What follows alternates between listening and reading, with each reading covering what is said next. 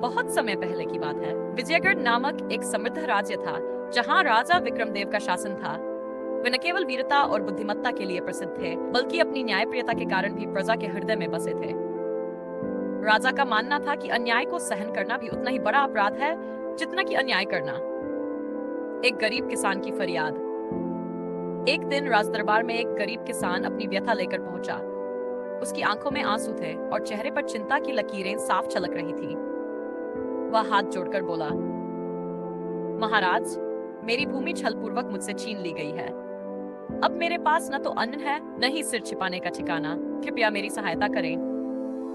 राजा विक्रमदेव ने किसान की बात ध्यानपूर्वक सुनी और तुरंत अपने सैनिकों को आदेश दिया कि जमींदार को दरबार में उपस्थित किया जाए।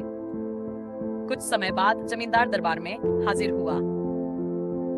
राजा की परीक्षा। राजा ने गंभीर स्वर में पूछा, क्या यह सच है कि तुमने इस किसान की भूमि छल से ले ली? जमींदार ने सिर झुकाकर उत्तर दिया, महाराज, मैंने कानूनी दस्तावेजों पर किसान से हस्ताक्षर करवा लिए थे। अब वह भूमि मेरी है।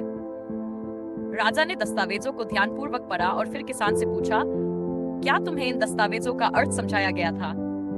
किसान ने दुखी स्वर में कहा, नहीं महाराज, मुझे पढ़ना नहीं आता। मुझसे धोखे से अंगूठा लगवा लिया गया। राजा को समझते देर न लगी कि किसान के साथ अन्याय हुआ है। न्याय का निर्णय। राजा विक्रमदेव ने कठोर स्वर में घोषणा की, जो व्यक्ति छल कपट से किसी की मेहनत का अधिकार छीनता है, वह अपराधी होता है। किसान की भूमि उसे वापस दी जाए। इसके साथ ही राजा ने आदेश दिया कि विधि दंड स्वरूप 10,000 स्वर्ण मुद्राएं प्रजा के कल्याण के लिए दान करनी होंगी। जमींदार अवाक रह गया।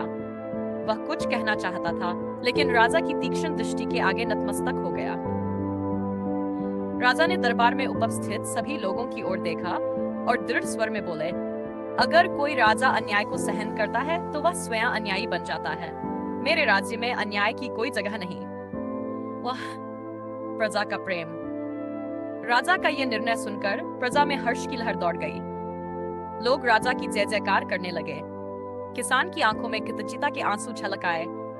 वह राजा के चरणों में गिरकर बोला, महाराज, आप साक्षात न्याय के देवता हैं। उस दिन से राजा विक्रमदेव